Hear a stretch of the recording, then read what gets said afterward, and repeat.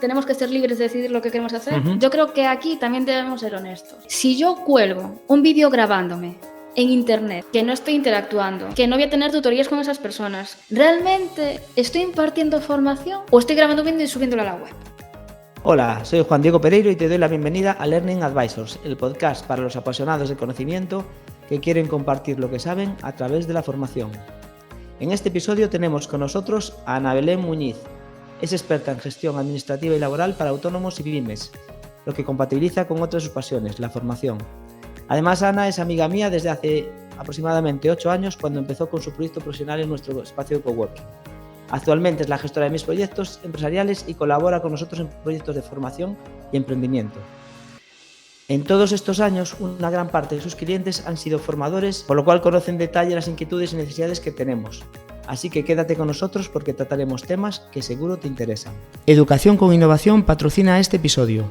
Su responsable y amigo mío, Borja Garzón, ha desarrollado el curso Inteligencia Artificial y Oportunidades para el Aprendizaje para que puedas aprender qué es la inteligencia artificial y qué no es, así como las limitaciones y oportunidades actuales para la formación. Tienes el enlace a la web del curso en la descripción de este episodio. ¡Empezamos! Hola Ana, bienvenida. Hola Juan, bienvenida estoy. Gracias por la invitación. Bueno, como es habitual en estos primeros episodios, los primeros a los que lío siempre es a la gente, ¿no?, que conozco. Hoy ya lo hacemos de forma diferente. De hecho, estaba ahora mirando para la cámara, pero es que te tengo ahí, me es más fácil mirarte a ti. Bueno. Porque como estamos en la misma ubicación, en Coruña, pues quedamos presencialmente, con lo cual también es una nueva prueba para el podcast. Bueno, pues aunque hice una pequeña presentación, dije 8 años, pero tampoco me acordaba. Y no sé si son 8 años. Yo creo que son casi 9. 9, bueno, bastante. Estamos en el 2023 y fue como septiembre, octubre del 14. Muy casi bien. 9 años. Bueno, es que pasa rápido. El piso pasa muy rápido. Pues nada, además de la breve presentación que he hecho, en la que, destaco un poco pues a qué te dedicas y también que en el ámbito de la formación, porque atiendes a formadores y también estás muy vinculado a WICAP, sí. Sabes mucho, pero la pregunta que empiezo con todos los invitados: ¿quién es Ana? ¿De dónde viene y a dónde va? Pues Ana, además de ser gestora, primero es persona. Eso, un buen profesional primero tiene que ser una buena persona, ¿no? Entonces, primero soy persona. Como profesional soy gestora administrativa, directora financiera de una micropyme y, pues, como comentaste antes, de vez en cuando pues imparto formación. ¿Dónde estoy actualmente? Actualmente me encuentro ahora mismo, antes compartí aquí en hueco, valga la redundancia, pero tengo mi despacho. ¿Y hacia dónde voy? Pues en el camino, siguiendo acompañando a particulares y empresas en sus relaciones con la administración, para la defensa, sobre todo, de sus derechos. Siempre al lado de ellos. Bueno, que decir que a dónde vas profesionalmente, yo te conocí estando tú sola, estando con un puesto de coworking aquí compartido. Sí. Y bueno, desde hace años tengo una oficina, persona contratada. Claro, Sí, contratada, con lo cual sí. Muy bien. Sí, hemos ido creciendo y esperemos crecer más, pero bueno. Como el podcast va de formación, pero antes de entrar en la materia que nos compete, que es más relacionada con lo tuyo, sí. Te quería preguntar, el ámbito en el que trabajas especialmente es muy dinámico, o sea, estáis siempre con normativas a veces de un día para otro, exageradamente, sí. Y con incluso nuevas aplicaciones. Te quería preguntar, como aprendedora, o sea, como persona que también se forma, sí. Uno, ¿en qué te gusta formarte cuando tienes Sí. tiempo? ¿Y en qué te formas? Ya no porque tienes tiempo, porque necesitas. ¿Y cómo sueles hacerlo? ¿Cómo aprendes cosas nuevas? Pues mira, me gusta formarme, bueno, cuando no tengo tiempo, en todo aquello relacionado con mi actividad profesional, ¿no? Temas fiscales, temas laborales, y es cierto que a lo mejor por hobby pues me interesa saber otras cuestiones, sobre todo pues me gusta el ámbito digital, ¿no? y de la informática, pero digamos que eso es una muy pequeña parte del tiempo. Entonces, seguir formando en todo lo relacionado con mi profesión, precisamente porque la normativa cambia constantemente. Lo que hoy vale, mañana ya no, y a lo mejor vale, podemos discutir si vale o no. ¿Cómo me formo? Pues me formo tanto a través de cursos, asistiendo a cursos presenciales. También me formo asistiendo a cursos online y también búsqueda de información y autoformación también, es decir, búsqueda de documentación relacionada y estudiarla. Y bueno, también es como una coformación, ¿no? Es decir, comentar con otros profesionales qué opinan y de ahí también pues, se genera conocimiento. Formación social, básicamente, Formación aprendizaje social. Sí. Claro, es que no os queda otra, porque si la normativa sale de hoy para mañana, Sí. cursos no va a haber. Cursos, lo que tienes que es leértela y empezar a hablar con otras personas que compartís el mismo interés para ver cómo interpretan, cómo lo vais viendo, ¿no? Efectivamente, me gusta asistir tanto y tener tanto formaciones de formadores, de profesionales que vengan tanto de la administración pública, pues que un inspector va a dar una charla, un curso, por ejemplo, como también del ámbito privado, porque me gusta y me interesa conocer las dos vertientes. Muy bien.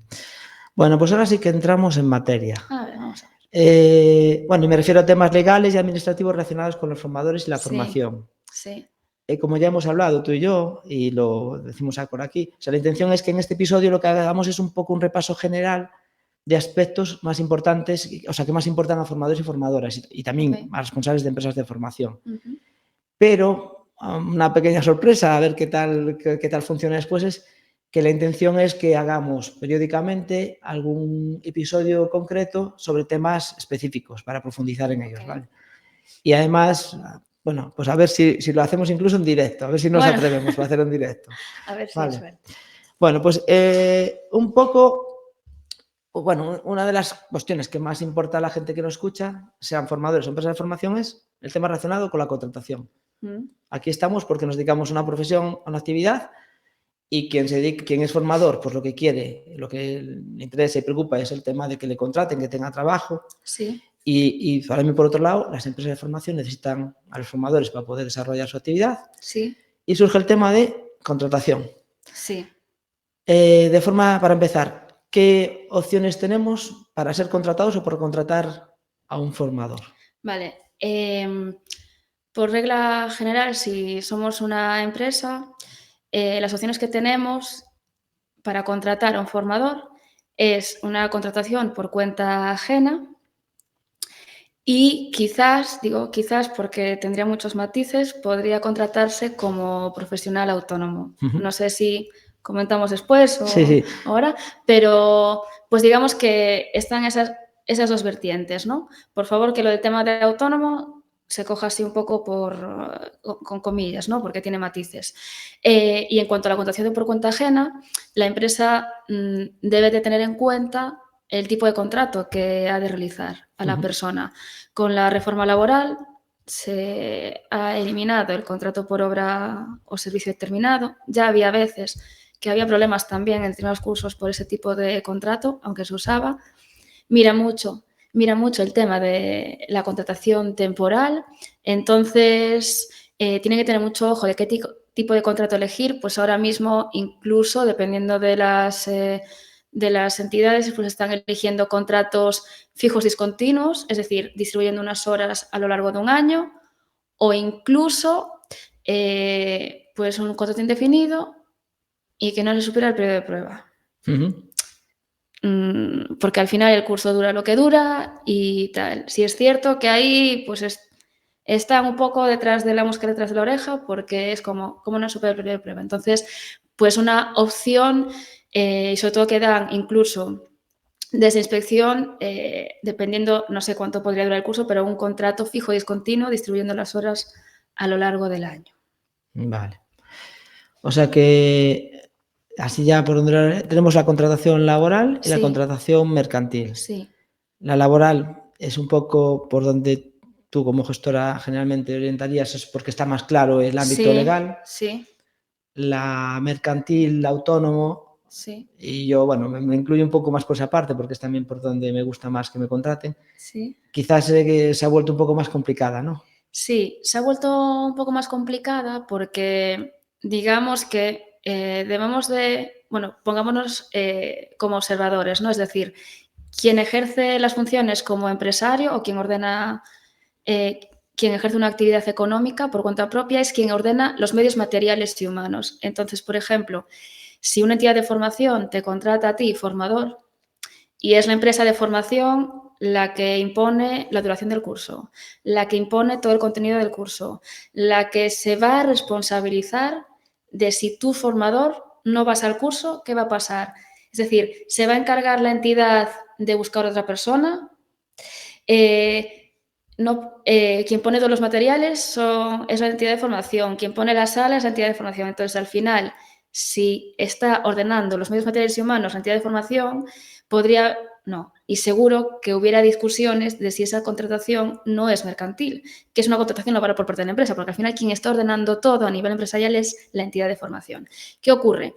Si queremos que nos contraten como autónomos, porque, vamos a ver, o sea, también tenemos que tener muy claro, yo creo que a todos nos tiene que quedar claro, tanto en ámbito privado como público, que las personas también quieren ser libres de decidir, de trabajar y de cómo quieren trabajar, ¿vale? Dicho esto, hay que tener cuidado cómo se regulan las cosas, pero como dije antes, ordenación por cuenta propia de medios materiales humanos. Bueno, pues una cláusula en el contrato de quién se va a hacer cargo de si yo formador no voy. Vale. Si me hago cargo yo, yo ordeno medios humanos. Vale. Si yo decido, o sea, vale, tú me propones, eres la entidad de formación cliente, quiero que des una formación, pues por ejemplo, de finanzas. Y soy yo quien elige el contenido, quien prepara el contenido, quien va a entregar el material del contenido, el material lo estoy organizando yo. Si a mayores me alquilas una sala de la clase de la escuela de formación, estoy ordenando el material despacio. No sé si me explico. Sí. Entonces... Incluso los medios, entiendo que el ordenador, yo por ejemplo, de formación es para otros, pero yo llevo mi ordenador. Claro, o sea, llevas tu ordenador. Entonces, pues eso, que hay un alquiler de una sala, que llevas tu ordenador, que eres tú quien decide el contenido de la formación, que eres tú quien te vas a responsabilizar de si estás enfermo, por ejemplo, en el día de la formación. Ahí sería muy discutible. Pero bueno, pero tienes que meter todas las... O podría ser parcialmente. Porque cuanto más mejor, o sea... Lo digo porque también hay que saber que mucha de la formación que hay en nuestro país es subvencionada y el tema de subcontratación... O sea, a veces parte de lo que comentas, por ejemplo, pues el ordenador, el temario, es cierto que te tienen que poner, o sea, viene definido, pero tú tienes libertad, por decir así, de cátedra, de cómo haces y cómo organizas, eso es cierto. Pero hay cuestiones que a veces pueden ser en la práctica no posibles por temas, incluso por imposiciones legales o como...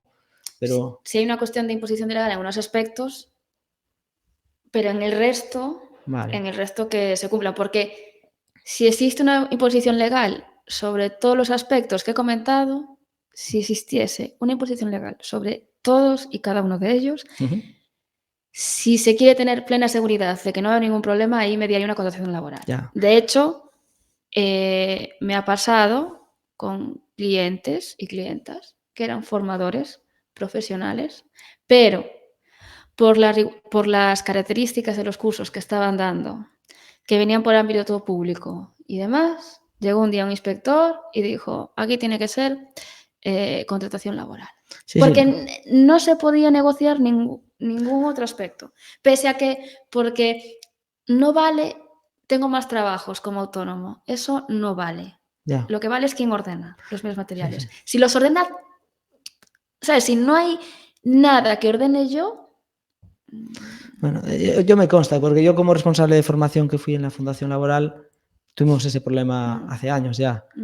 No comparto, o sea, lo que dices, hay que velar porque pues no haya falsos autónomos y todos esos temas así, pero yo creo que también las personas que queremos hacerlo de una forma y ejercemos nuestra actividad autónomamente, tendríamos tanto derecho o más que para decidir cómo queremos cobrar. Por supuesto. Hay quien dice a veces, no, pero pues que lo contratan laboralmente, ya, pero es que laboralmente, pues que no lo sepa, aunque la mayoría debíamos saberlo, pues, o sea, lo que me llega a mí es un dinero, pero la empresa gasta mucho más.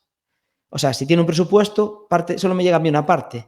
Si me contrata como autónomo y destina el presupuesto a pagarme a mí, evidentemente yo tengo que pagar mis impuestos, ya los pago mi cuota de autónomos, hago la retención, pero el neto que me llega y el bruto, evidentemente, es superior.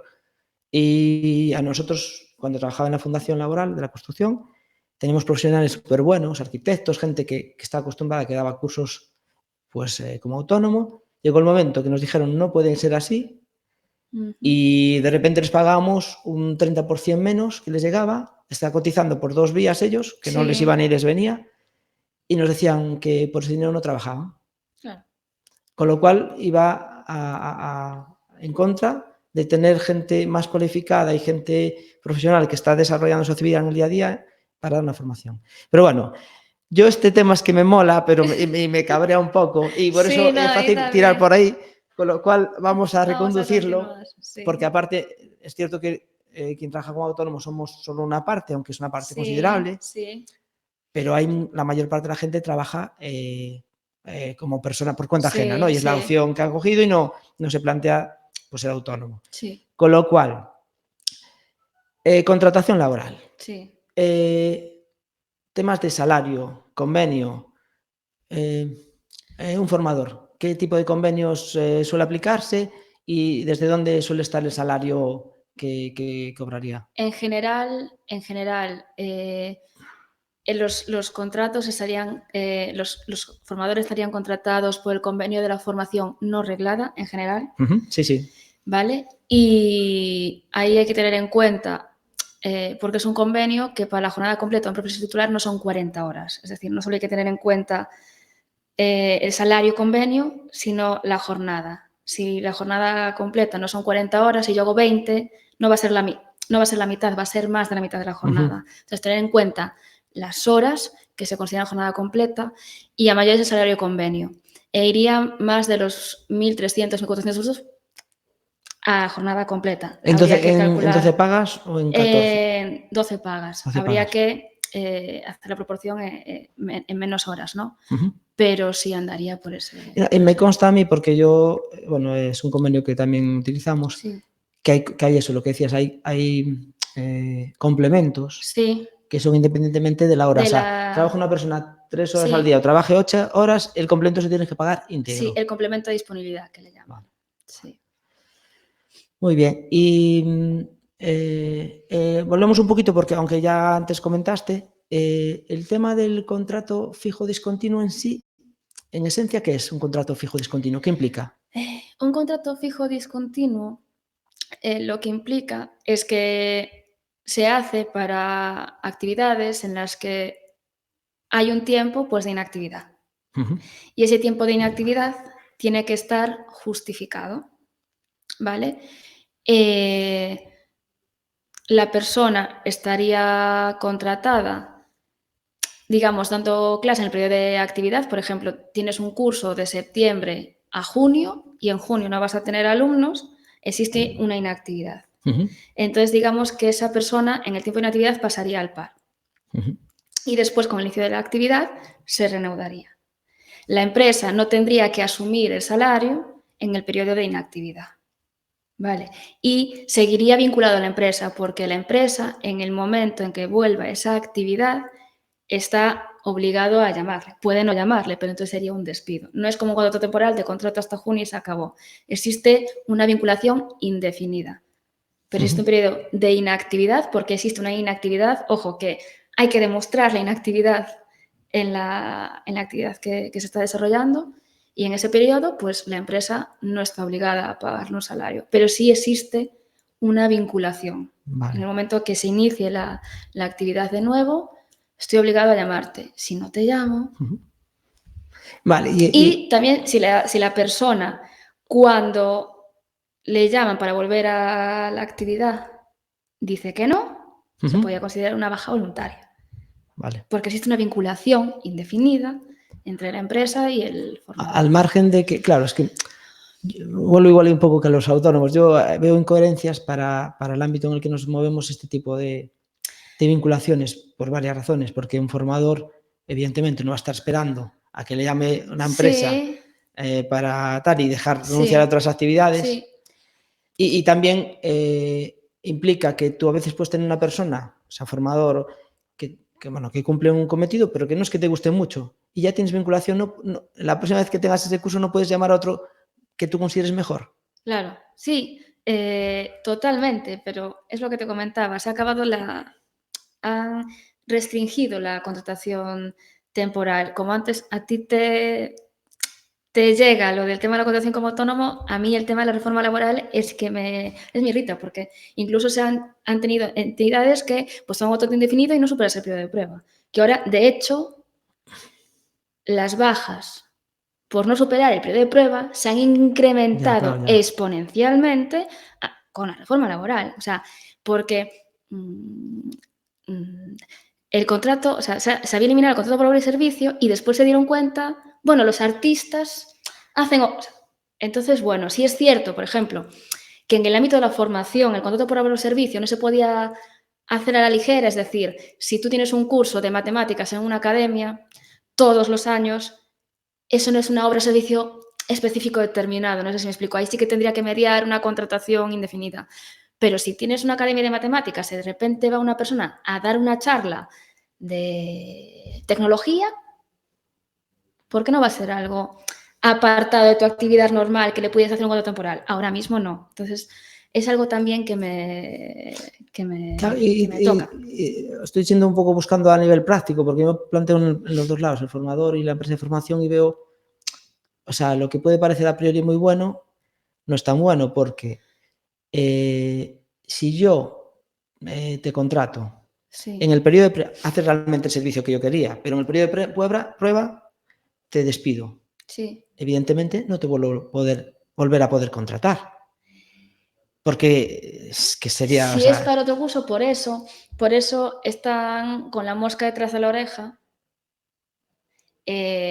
revisando esas bajas por no superar el periodo de prueba. Porque realmente es una baja por no superar el periodo de prueba o es un despido o... ¿Sabes? Lo que pasa que yo creo, ya te digo, que esto también como a ti otro tema, ¿no? Pero digo, vamos a ver. El mercado necesita contrataciones temporales. Sí. O sea, no es que no se quieran hacer contrataciones indefinidas porque sí.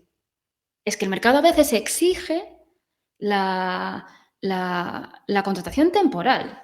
Si me dejas hacer un inciso, o sea, porque es en otro sector, pero en el sector de empresas de catering porque yo ya he gestionado empresas de catering, los propios camareros, porque se les ha ofrecido contratos indefinidos todo el año para los fines de semana, y los propios camareros y cocineros eran los propios que decían que no. Porque una empresa le pagaba tantos euros la hora y otra empresa le pagaba tantos euros la hora, entonces iban al mejor postor. Y si el mejor postor no le pagaba, o sea, no le llamaba, iba al otro. No querían esa vinculación. Entonces, en el mercado existe la necesidad de contrataciones temporales. Ojalá en algún momento se den cuenta. Yo realmente Ojalá. No conozco en profundidad el convenios especiales, ¿no? Como el de artistas, sí. O así, pero yo creo que la formación sería muy parecida a lo de los artistas. Porque sucede de forma parecida. Y de hecho, hombre, no vamos a decir que los formadores sean artistas, sí. Pero sí que son necesidades puntuales, a veces duración muy determinada. Hay cursos de larga duración que se repiten, que cada vez es menos habitual, porque antes incluso las entidades que tenían asegurado un curso de desempleados de albañilería todos los años, pues ya eran realmente fijos y continuos, pero es que ha cambiado bastante cómo se conceden los cursos, cómo se hacen, y no hay garantías de que el año siguiente esa entidad lo tenga, ¿no? Y bueno, sí que tengo la idea ahí de a veces intentar investigar por incluso promover el que haya algún tipo de régimen especial que facilite, o sea, que por un lado preserve los derechos, ¿no?, de los formadores y que no dé lugar a malas prácticas, pero por otro lado que también corresponda a la flexibilidad que necesita el sector, porque al final esto no es una cuestión solo de que alguien trabaje, es que la formación en concreto es estratégica, ¿no? Y tenemos que tener buenos formadores, tenemos que poder, o sea, si alguien no funciona, cambiarlo, premiar a los que mejor lo hacen, pero si tú ya tienes compromiso con alguien, porque es que no puedes, o sea, con lo cual es mi visión. Sé que no todo el mundo la comparte, no, pero... A ver, para hacer ahí un poco de balanza, yo puedo entender dentro del ámbito de la formación que exijan contrataciones indefinidas. Por ejemplo, una academia que tiene un curso todos los años, porque si tienes un curso todos los años de lo mismo, exactamente lo mismo, si el formador no te vale, entonces deberías despedirlo. Tú tienes un curso todos los años, ¿no? Entonces, bueno, podemos ver ahí si, es decir, pues vale, indefinido, pero en cursos que salen específicos, que salen a lo mejor este mes, o sale el que viene, o este año sale, al año siguiente no, y este año va a ser otra cosa. O sea, por favor, o sea, se necesita una contratación temporal. También Y en este ámbito. el indefinido, eso, el fijo, Fijo y discontinuo. fijo discontinuo. Una pregunta que estaba pensando antes. ¿La antigüedad se acumula por la duración total del contrato o por la duración real del servicio? Por la fecha del alta. O sea, tú puedes ser una persona darla de alta un mes, estar 7 y tiene 8 meses de antigüedad. Sí. Con todo lo que implica. Aunque no haya trabajado, sí. De hecho, era una de las controversias que le trasladábamos al inspector de trabajo con el tema de las antigüedades. Porque es que es una contratación indefinida. Vale, pero si en ese periodo de una actividad, o sea, de no contratación de esa persona trabaja para otra empresa, sigue preservando todos los derechos. Sí. Tú como trabajador, pues cuidado. Si trabaja para otra empresa del mismo sector y no está autorizado, se puede dar el caso de competencia desleal, aunque desde trabajo está mirando que la persona tenga libertad para elegir el trabajo. O sea, no está nada hecho y a lo mejor no llega a tal. Pero a día de hoy, si trabajas en una empresa para otra empresa del mismo sector, entonces si no tienes autorización de tu jefe, se podría considerar una competencia desleal. Ya, pero bueno, es que a un formador no tampoco se le puede, o sea, sería... Pero no tendría sentido. Una persona puede estar contratada en una empresa y puede trabajar para otra. Incluso puedes trabajar más de 40 horas a la semana. Otra cosa es que no se te tenga en cuenta para la jubilación, más de 40 horas a la semana. Vale. Pero se puede trabajar, sí. Y la antigüedad, de hecho, era una de las controversias que le trasladábamos al inspector. Muy bien. Bueno, contratación laboral. Seguimos por aquí, pero con una variación que ahora, que desde hace años es más relevante. Teletrabajo. Sí.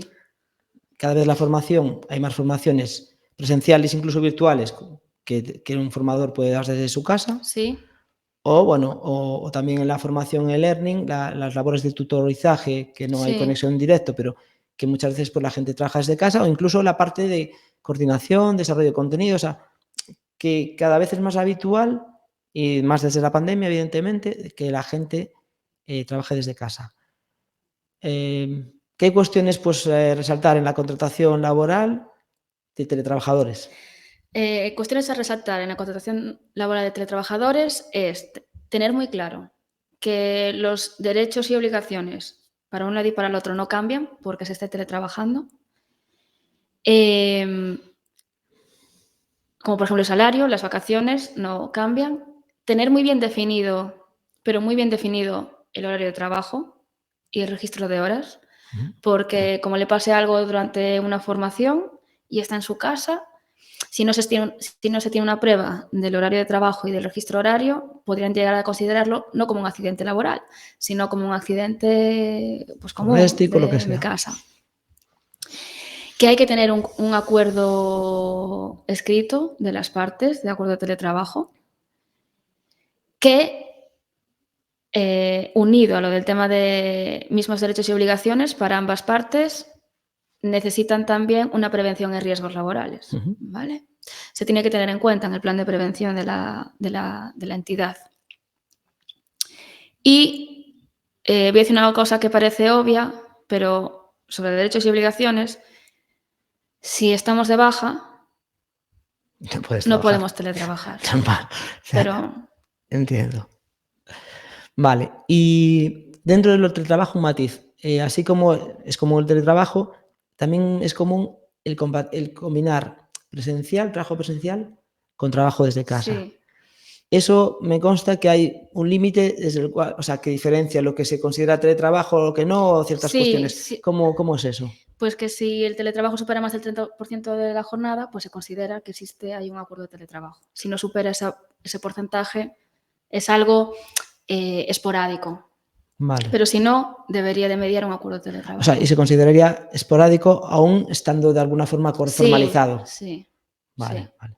Que con el tema de la formación, aunque sea 1 hora, por ejemplo, yo recomendaría que sí que se hiciera algún acuerdo, aunque no existiera una obligación, porque no existe teletrabajo como tal, porque la persona va a estar impartiendo formación desde su casa, se va a ver, a lo mejor tiene un fondo, pero a lo mejor no tiene desde su casa, entonces pues que haya unas autorizaciones para que se vea, aunque sea en las paredes de su casa, pero es un poco porque esa imagen se va a trasladar a...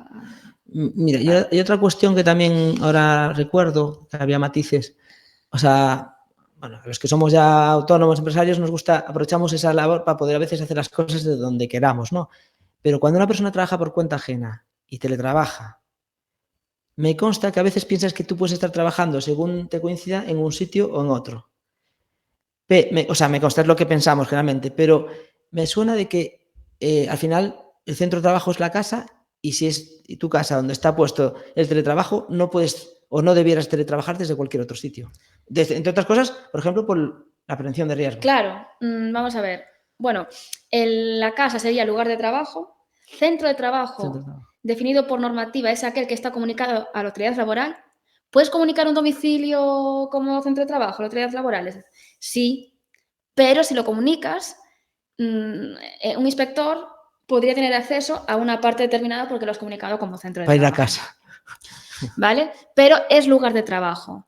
Y como hay que establecer un lugar de trabajo en el acuerdo, pues se tiene que poner lugar de trabajo desde donde se va a prestar el servicio. Pero lugar, no centro, o sea, hay claro, matices, vale. El centro de trabajo es, por ejemplo, lugar de trabajo, trabajos de mi casa y mi centro de trabajo, podría ser tu casa el centro de trabajo, pero hay que comunicarlo a la autoridad laboral para que sea considerado centro de trabajo.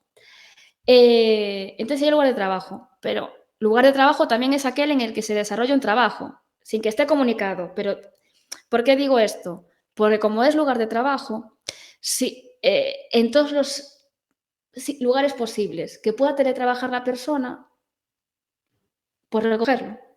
Pues por lo que decías tú, si tienes un accidente y yo qué sé, pues... Claro, que sea en itinere. A lo mejor, bueno... ¿sabes? En itinere o... No, es que, yo qué sé, estoy estresado, porque a ver, ¿no? Estoy estresado y me voy 5 días de escapada a trabajar, no de vacaciones, pero a trabajar desde otro ambiente. Hombre, vamos a ser un poco prácticos, ¿no? Y no vamos a desarrollar todo un acuerdo, pero haremos un anexo de que la empresa autoriza a trabajar durante tal y que le comunica aspectos que debe tener en cuenta a la hora de hacer su trabajo, ¿no? Pero sí, de alguna forma debería estar reconocido, porque si no, mira, es que no es tu lugar de trabajo donde te pasó... Vale, casi es más por una seguridad del trabajador que esté más amparado en caso de que pase cualquier cosa, ¿no? Sí. Vale. Muy bien. Bueno, pues, no sé, contratación laboral, lo creo que por ahora hoy lo dejamos, si eso a lo mejor habrá específicos, ¿no? Y nos vamos a la parte de trabajar por cuenta propia, como autónomo. Sí. Si alguien se quiere trabajar, que lo contraten como autónomo, trabajar como autónomo en el ámbito de la formación, o sea, ¿qué necesita? ¿Qué tiene que cumplir? ¿Qué pasos tiene que dar? Vale. En primer lugar, muy importante, como los autónomos están obligados a comunicarse electrónicamente con la Seguridad Social, no con Hacienda de momento, el autónomo persona física con Hacienda no, es voluntario, pero con la Seguridad Social es obligatorio. Entonces, requisito indispensable que tenga o un certificado digital o que use el DNI electrónico, pero sin certificado digital no va a ninguna parte, porque la Seguridad Social le va a mandar cartas que no va a atender y que se van a dar por notificadas igual. Entonces, tener en cuenta, pues, la herramienta para comunicarse electrónicamente con la administración. Y si quiere ejercer la actividad, tiene que tramitar su alta en Hacienda y tramitar su alta en autónomos, eligiendo la actividad correspondiente. Hay un epígrafe para enseñanzas diversas, un epígrafe para enseñanzas de ciclo superior. Entonces, elegir el epígrafe correspondiente. Vale. Muchas de las personas que se dedican a formación como autónomos Sí, no hacen exclusivamente formación. Por sí, ejemplo, yo soy un consultor de marketing, realizo trabajos de marketing para terceros, pero sí, como parte complementaria doy formación. sí. ¿Eso qué implicaría? ¿Que tendrían que tener varios epígrafes?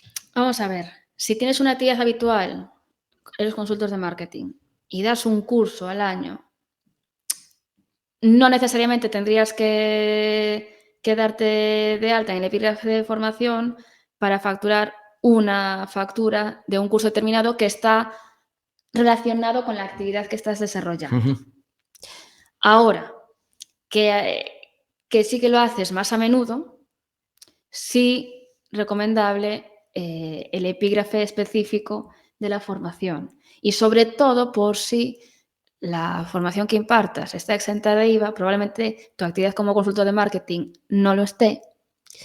Y entonces, pues que emitas una factura sin IVA y que demuestre, bueno, pero si acumulas unas cuantas, pues mejor tener el epígrafe específico de formación para que, oiga, pues no emito facturas con IVA por esto. Me pasó con una persona, es que me pasó con una persona que impartía formación de inglés ujú, y que de vez en cuando, pero a lo largo de los años, a lo largo del año podrían salirle traducciones.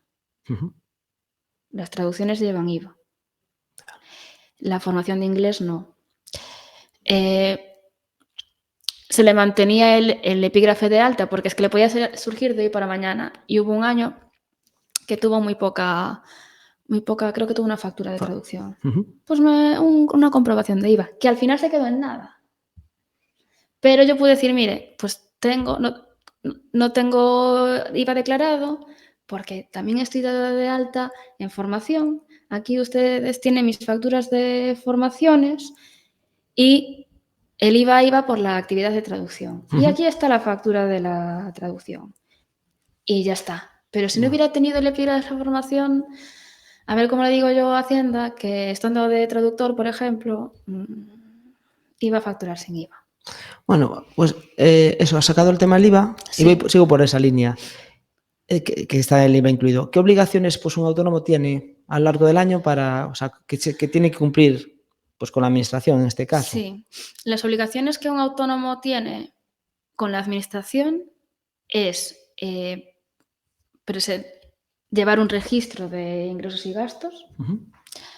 Llevar un registro, por ejemplo, si adquiero un ordenador que se pueda considerar un bien de inversión, pues tengo que tener un libro en el que especifique el precio de la compra y su amortización, Ujú. o sea, ingresos, gastos y bienes de inversión, y presentar declaraciones Trimestrales. trimestrales. Si la actividad que desarrollo está exenta de IVA, porque es una formación que está incluida en planes oficiales estatales de estudios, no lleva IVA, no presento IVA. Pero si no está incluida, tendré que liquidar trimestralmente el IVA. No es, o sea, tú puedes presentar un trimestre IVA y otro no presentarlo. Si tengo formaciones con IVA, o sea, si estoy dada de alta en IVA, porque voy a impartir formaciones con y sin IVA, y en el segundo trimestre tengo formación con IVA, presento en el segundo trimestre la formación con IVA, en el tercero, estamos en verano, no emito nada con IVA, tengo que presentar una aclaración sin A actividad, cero. Vale. pero tengo que presentar. Obligación, claro, a ese IVA, Sí, en porque el momento en el que me doy de alta en el modelo de IVA, trimestralmente y a final de año trimestralmente, tienes que hacer la... sí es cierto, pero bueno, es que esto aún está en conversaciones, ¿no? Pero hablan de que, así para también comentar así novedades, que me gusta. Pero sí es cierto que hablan, porque pasa en otros países de la Unión Europea, que aquellos autónomos que no lleguen a 85.000 euros de facturación, Sí. pues quitarles la obligación de no declarar, es decir, que no tendrían que repercutir IVA en sus Ajá. facturas. Eso implicaría la no declaración trimestral, pero sí les obligaría a llevar un registro de ingresos porque al final del año van a tener que comunicar el monto total para la administración saber si se han pasado o Vale. no, ¿vale? Eso en cuanto al IVA. Pero ya digo, Suena se lo están demasiado bien. debatiendo. Suena Bueno, demasiado bien para que sea realidad.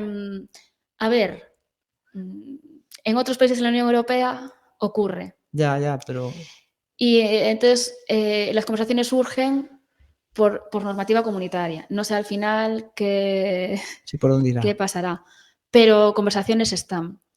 Y después los autónomos tienen que declarar un pago a cuenta de renta también cada trimestre, el 20% del beneficio, pero sí es cierto que con carácter general los formadores imparten formación a entidades de formación o a otros autónomos, a Sí, otras a personas que otras se dedican. entidades mercantiles, no particulares. Con lo cual, esa factura tendrá que llevar retención y si más del 70% de nuestra facturación lleva retención, no estamos obligados a declarar ese pago a cuenta.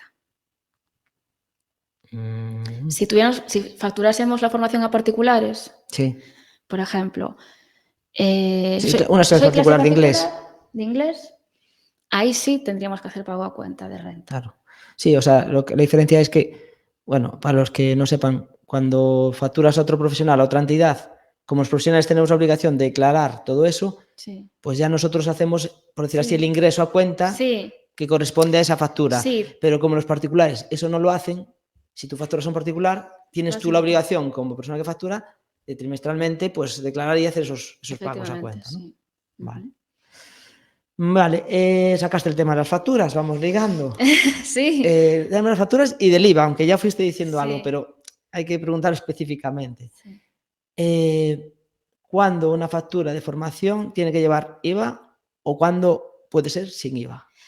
Una formación tiene que llevar IVA si la formación no está incluida en un plan oficial estatal de estudios.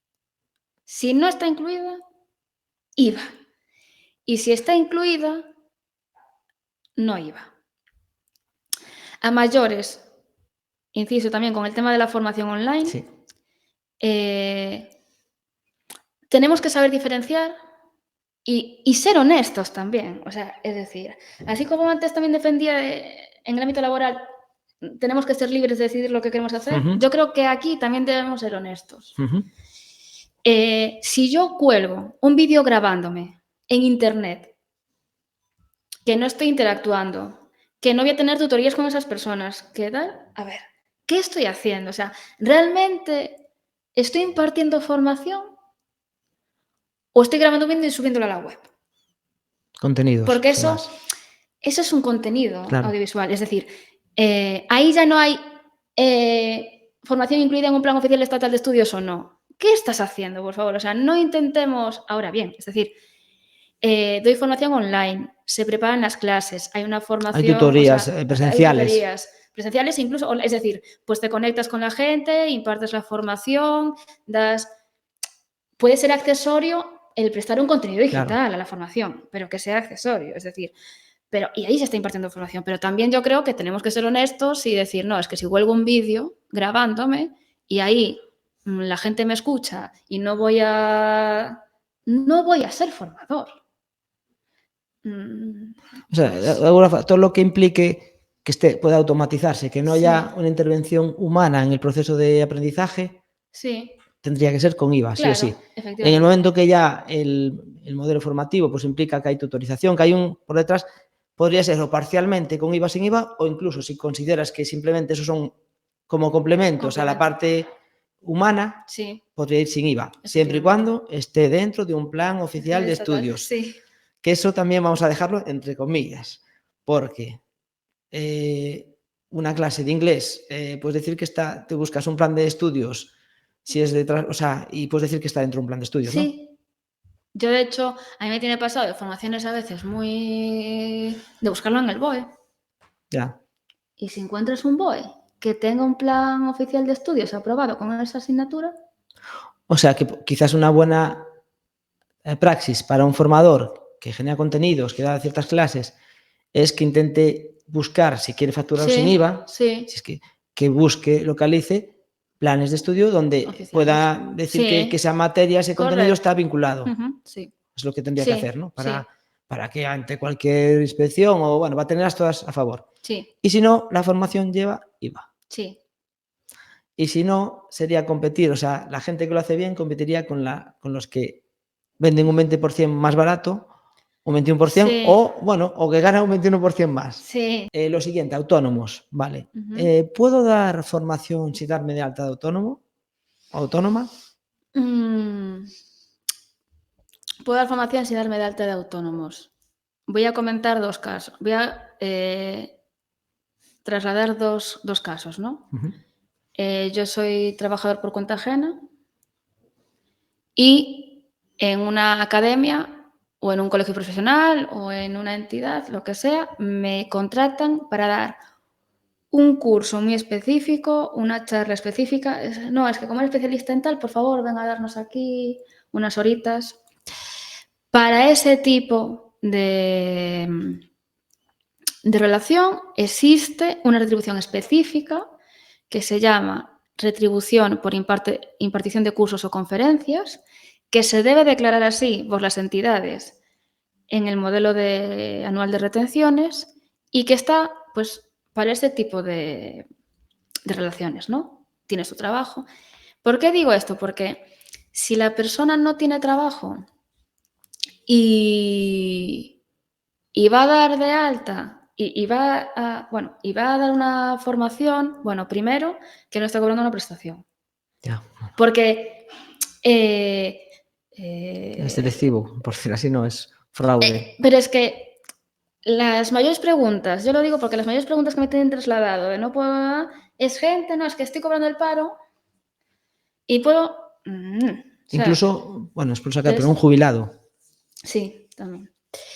Y entonces, y también, si es cierto que la normativa dice que no están obligados a darse de alta en autónomo, o sea, perdón, que están obligados quienes desarrollan una actividad habitual.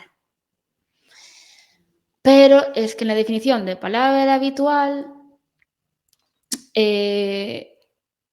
tenemos muchas discusiones, que si no llega el SMI, pero también, bueno, a lo El mejor no SMI llega es el salario mínimo interprofesional, que está en cuánto ahora mismo. Ahora está en 1.260 brutos incluidos pagas, o sea, en 12 pagas. Vale. Y si no llega a estar, pero también se podían demostrar con otras cuestiones la habitualidad. Entonces, sinceramente, ante la duda, y si puede coger, porque probablemente si te están llamando para una formación, lo más seguro es que hayas dado otras. Entonces, pues que te contraten por ese día o que te des de alta de autónomos. Yo veo la otra parte, incluso si alguien no está trabajando, estamos diciendo si no estás trabajando. Sí. Si alguien no está trabajando, sí. O sea, yo como entidad no se me ocurriría tener una persona ya no porque ella pueda declarar a nivel, o sea, aquí hay dos partes, está la Seguridad Social y está Hacienda. Claro. Hacienda, cualquier ingreso que tengamos, hay que comunicárselo, o sea, lo comunicará la entidad que paga, sí. pero va a estar en la declaración de la renta reflejado, eso no hay problema. Pero el tema es que el alta autónomo, que es Seguridad Social, o sea, estar asegurado, ¿no? A nivel trabajador, si tú estás desempleado, si no estás trabajando por cuenta ajena, no estás cubierto en ese sentido. No. Y a mí, o sea, yo creo que como entidad sería un riesgo absurdo tener una persona impartiendo la formación sin estar asegurada. O sea, ya pensándolo egoístamente, ya no, correcto. Aunque la persona diga que ella no tiene que darse de alta autónoma porque no llega al mínimo del salario mínimo interprofesional, es algo que no es recurrente. Correcto, no. Por eso decía que en eso de duda, o sea, el alta... Pero bueno, como a veces preguntan por matices de tal, sí es cierto que existen ciertos matices, pero evidentemente, pues lo que comentaba, un alta cuenta ajena, un alta... De hecho, yo no recomiendo otra cosa más que esa persona esté cubierta. Ya. Y sobre autónomos, una última pregunta. ¿Cómo está ahora mismo? O sea, la cuota de autónomos general, o sea, a lo mejor que puede aplicar una persona que se dedica a formación, no sé si estará sobre los 270, 300 euros, supongo, por ahí, ¿no? Pero si una persona quiere iniciarse, no ha sido autónomo, o no ha sido autónomo en los últimos 2 años, creo que es, ¿no? En los últimos 2 años, sí, cuando estuvo, no disfrutó de bonificaciones. Si disfrutó de bonificaciones, entonces tienen que pasar 3 años. Si cumple esos preceptos, durante el primer año pagaría 80 euros. Al mes, 12 meses, ¿no? Sí. Y en el segundo año, si sus ingresos no superan el SMI, pues seguiría pagando por un segundo año consecutivo 80 euros. Esto ha cambiado porque ahora el sistema de cotización de autónomos ya no va, antes era elijo una base o cotizo tracata. Ahora se cotiza por una estimación de los ingresos anuales. Tenemos que ser un poco futuristas. Digo, porque si ya tienes la actividad, pues más o menos conoces tu histórico. Sí, pero si empiezas, tienes que ser un poco futurista. Entonces, pues eres un poco futurista y comunicas una estimación de ingresos. Claro, la Seguridad Social te permite cambiar esa estimación cada 2 meses. ¿Sabes? Es decir, bueno, pero se va a cotizar según sean tus ingresos, en función de tu tramo de ingresos, vas a cotizar por una base mínima y una base máxima. Y ya digo que para el primer año de actividad, 80 euros. Y para el segundo año de actividad, si tu facturación no llega al SMI, también se alarga por otro año más los 80 euros. Ahora bien, que realmente vuestra facturación no sea superior al SMI. ¿Por qué? Porque si te pasas por la estimación... Claro, ¿qué es lo que estoy viendo? Es decir, lo que estoy viendo por parte de la administración es que cuando una persona quiere ejercer un derecho que le beneficia, ya sea una bonificación, ya sea una devolución de un impuesto, o sea, que sea beneficioso para el interesado, en la mayor parte de los casos puede medir una comprobación. Es decir, llevas 2 años de alta y tu facturación no llega al SMI, que no quiero decir que no llegue, pero que te estés seguro de que no llegue. Vale.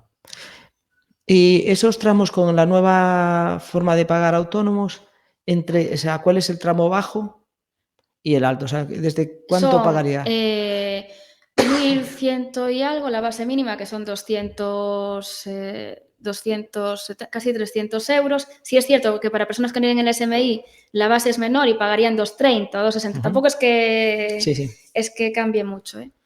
Y la máxima, si mi cabeza y mi memoria no me falla, estaríamos hablando sobre los 4.500 y algo. La base máxima. La base, no el pago. La base máxima. Vale. Que yo no sé si serían cerca de 900 euros de cuota. No, de cuota, vale. Por ahí. Muy bien, pues yo creo que tenía aquí lo que tenía: contratación laboral, autónomo, facturación también hemos hablado. Yo creo que hemos tocado prácticamente todo lo que tenía yo aquí en notas. No sé si hay alguna cosa que nos haya pasado que tú veas así interesante para dejar aquí. Creo que hemos tocado casi todo, o todo así por regla general, que en cuanto al ámbito profesional, si son autónomos, por favor que si lo hacen ellos mismos, se pongan en el calendario los plazos de impuestos. Claro, bueno, ahí lo que te iba a decir, y parece sesgada la respuesta seguramente, pero recomendarías, entiendo yo, porque al final yo me lo he hecho yo mismo cuando empecé hace 11 años, sintiéndome muy capaz de hacerlo, y al año 2 recibí un par de notificaciones de la AEAT con 2 sanciones por no haber presentado 2 modelos que eran cero. O sea, no es que hubiese evitado pagar nada, pero a mí quien me lo explicó parcialmente, yo lo hice mal y me costó dinero después. Sí. Recomiendo, sí, encarecidamente además. No porque yo sea asesora, es decir, pues pueden contratar a cualquier otro profesional, pero primero, además, que va a ser importante para tu negocio, es decir, ¿cuál es tu negocio? ¿Presentar impuestos o impartir formación? Pues dedica tu esfuerzo a tu negocio. O sea, ya no solo por tema de haciendo tal, es decir, céntrate en tu negocio. En buscar clientes, en desarrollar contenidos, en dar clases. Porque si no vas a tener que pararte, tengo que aprender sobre esto y no sé qué, y estar pendiente, y que de verdad los plazos se pagan caros. Y es eso, que a veces se coge confianza porque puedo yo, y a mí me han venido profesionales de puedo yo, y cuando a veces han venido, pues, ¿sabes? Para arreglar lo que ya no podía arreglarse. Claro, entonces, que yo no digo que como todo está y cada vez más electrónico y cada vez está como... no para todos, pero sí para aquellos que estamos acostumbrados a estar con el ordenador y temas digitales, que lo veamos sencillo, pero es que no podemos olvidar que detrás de todos esos procedimientos hay una normativa detrás. No, para mí, o sea, personalmente, cualquier folleto, darte de alta, tiene casillas que hay que entenderlas, que no es, o sea, que el tiempo que le tienes que dedicar es muchísimo. Y después los cambios que hay continuos, eso, aquí estás. Sí. A mí me fastidia a veces que muchas de las obligaciones que tenemos de gasto, de generar gasto, es por la burocracia que hay. No es que sirvan para nada, Sí. pero es lo que hay. O sea, correcto. y la recomendación también, y no tengo intereses con Ana ni nada tampoco es, pero es que se acuda a un asesor. Me consta, y ya no le pregunto ni siquiera a Ana, sino que lo digo yo, que como las obligaciones son trimestrales, generalmente hay las opciones de que tener a alguien que tienes durante todo el año con una cuota, que generalmente lo que implica eso también es un asesoramiento, algo que ante cualquier duda haces una llamada y te suele atender bien. Pero también, si no se quiere hacer eso, pues se acude trimestralmente, igual que quien de forma particular le hace la declaración de la renta a una gestoría. Pues las tarifas pueden ser diferentes, pero es algo puntual y tiene ese desembolso en el momento que tiene que hacer esas obligaciones. Hay que tener cuidado de ser, pues eso, llevar la relación de gastos, algunas cosillas que, pero que es una cuestión que también como profesionales no debería ser difícil, no es un Excel más que un Excel y ser un poco rigurosos. Y poco más. Yo también iba a añadir aquí una cosa, que es recomendar a los que nos dediquemos como formadores de forma autónoma a tener un seguro de responsabilidad social corporativa. Sí. Porque no es mucho dinero, bueno, todo es dinero, porque son 100 y pico, 200, depende. Pero si tú, por ejemplo, asumiendo incluso la responsabilidad que decíamos antes de gestionar la docencia, pues si no puedes ir, alguien te reclama, una entidad te reclama pues daños por algo, ahí está el seguro. Que tienes un accidente en una formación, que aunque des la formación para un tercero, posiblemente el primero que tendrá que soportar la responsabilidad será ese tercero, la entidad que realmente hizo la formación, pero tú como formador es posible que seas el siguiente en la cadena. Y al final es vivir un poco más tranquilos por estar cubiertos, como tenemos el seguro del coche, lo mismo. Muy bien, bueno, pues yo creo que cualquier cosa más detallada pues la podemos dejar para sesiones que hagamos más específicas. Y ya en la última parte pues te voy a hacer 2 preguntillas más. Una, como formadora, ¿cuál dirías tú que es tu top 3 de herramientas que utilizas para formación? Vale, ahí me voy a salir ahí un poco de la preguntilla, pero sí es cierto que en parte relacionadas con el ámbito, ¿no?, del que estoy hablando. Como formadora, yo a veces doy formaciones muy concretas, muy específicas, entonces, pues para mí la aplicación de Zoom cuando imparto formación es de la más cómoda y accesible para mí, ¿vale? Entonces diría, ¿sabes? Entonces, no puedo dar herramientas para hacer formaciones, porque tampoco mis formaciones, es decir, es legalidad y puedo poner, pero no, vamos, no utilizas demasiadas herramientas. No utilizo demasiado, pero sí diría una herramienta, por ejemplo, muchas veces para la gente que contratan como formador y también para la gente como autónoma. Es decir, muchas veces no, es que me contratan y pusieron ahí un 2 y me han contratado aquí, me han contratado allá. Entonces, hay una herramienta que tiene la agencia tributaria que se llama calculadora retenciones. Tú pones en el buscador calculadora retenciones AEAT y el año y te va a la calculadora de retenciones de la agencia tributaria. Y tienes que cubrir nuestro DNI, el año de nacimiento, el salario bruto que hemos ido teniendo, que lo pone en la nómina, bruto, o base IRPF, que lo pone, y una casilla que llaman gastos deducibles. Ahí metemos lo que nos descuentan en la nómina, que también lo vemos en la nómina, por seguridad social. Y vamos sumando a lo largo del año para saber si vamos a tener que pagar una hacienda, para ir teniendo una previsión. Sí, vale. Y en el resultado nos dice, pues, tendrías que tener un 5 o no tendrías que tener nada. Pero es una aplicación gratuita, accesible, va a haber un montón de casillas, más de las que he mencionado, pero teniendo en cuenta bruto y los gastos de seguridad social, podemos hacernos una idea de si nos va a dar a pagar o a cobrar. ¿Vale también para un autónomo? O sea, ¿o no? Un autónomo sería lo bruto, en el sentido de, en vez de ser salario bruto, pues facturación bruta y gastos y asociados quitar a la los actividad. gastos, claro. ¿Vale? Pero sí, así a modo Se bruto podría también hacer. serviría. Tío, porque tú a lo mejor estás empezando la actividad, retienes solo el 7%, Sí, sí, pero saber que a lo mejor te es mejor aplicar el 15% y sí, curarte en salud porque sí, después si no vas a tener que pagar. sí. A modo bruto ya te digo, sí serviría, pero no tanto como para nóminas, pero sí a modo bruto tener en cuenta eso, que es la facturación y que los gastos asociados son tal. Y pues una herramienta, pues hay varias, Billing, Kipu, Selconta, es decir, una herramienta, Yo utilizo Holded. Holded, pero Estoy me haciendo aquí refiero, publicidad sí, a una startup también catalana que funciona muy bien. sí. Pues una herramienta que les permita gestionar las facturas de una forma digitalizada Profesional, y yo diría. profesional, Y no sí. utilizar un Excel. Porque lo que puede pasar es que te equivoques en el número de factura, que te equivoques en la fecha y te ayuda también a tener un control del histórico de facturación. O sea que nos quedamos, bueno, por un lado, con Zoom como Sí, herramienta, así que tú destacas más para la parte de las sí, formaciones. sí, Y después, si vamos ya no herramientas de formación, pero sí para formadores, son días de formación, correcto. a la calculadora, De retenciones de la agencia tributaria. vale. Y después, en una amplia gama de programas, como pueden ser también una Billing, Sí, Holded, Kipu, Kipu, Sepconta. son programas de facturación que valen tanto para autónomos como para empresas Sí, y que además me consta en varias que tienen planes que para un autónomo que aparte facturas, que a lo mejor tienes 20 facturas, 30 facturas al año o sí, incluso más, sí, tienen su versión gratuita que ni siquiera, o sea, ni sí. siquiera tienes que pagar nada, ¿no? Correcto. Muy bien.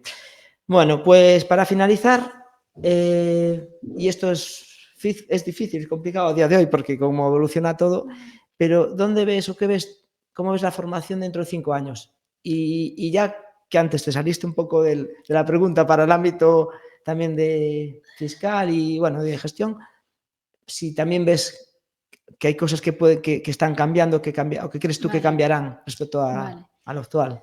En el ámbito de la formación en general, es que ya me has adelantado casi las respuestas. Es muy complicado a nivel cómo evoluciona la tecnología hoy en día, pararse a 5 años vista.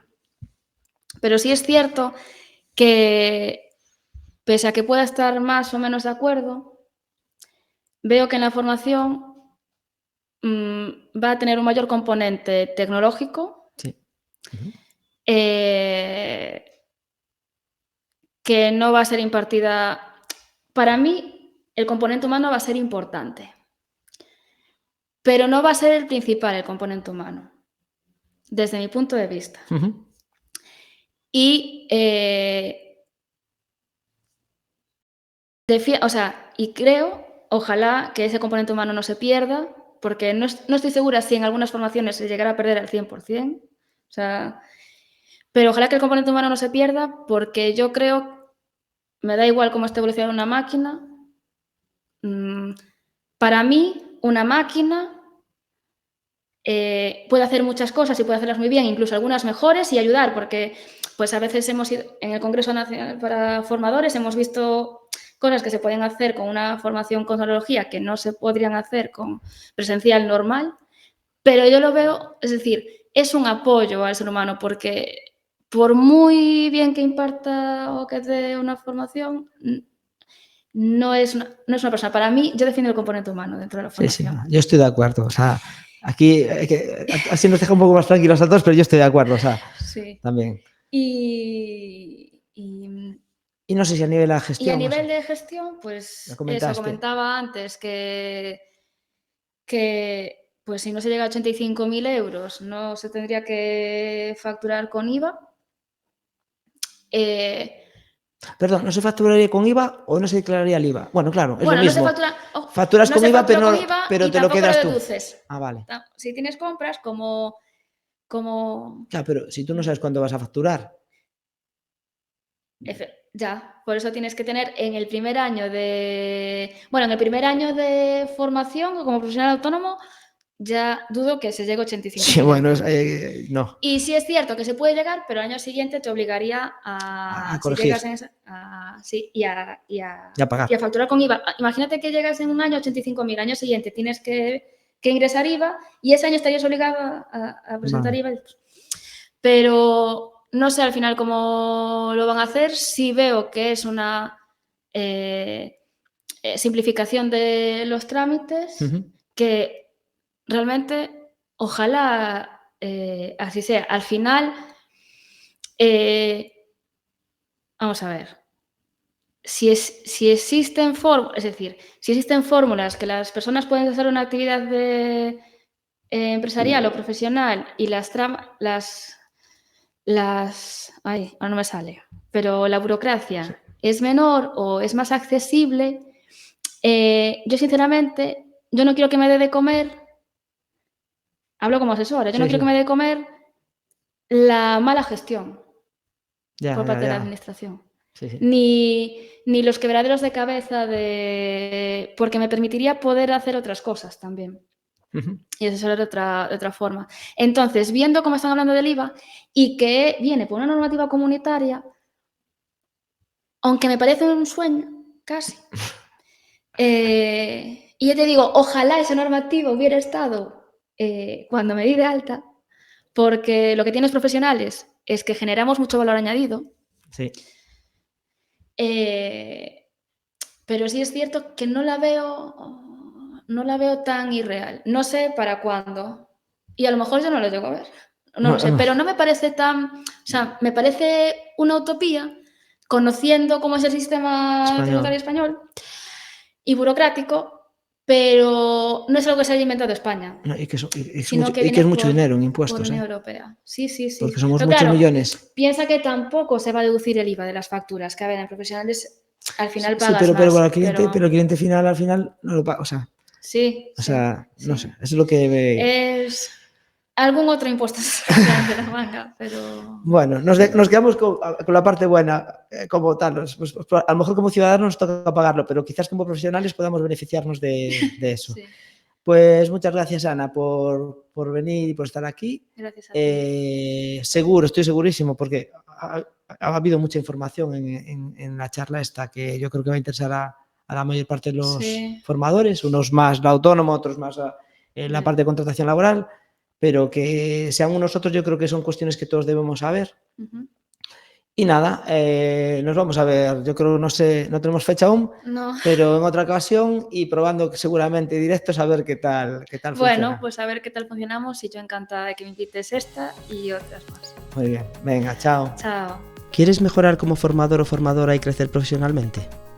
Inscríbete en la newsletter de wekab.com, wekab.com. Gracias por escucharnos y que la formación te acompañe.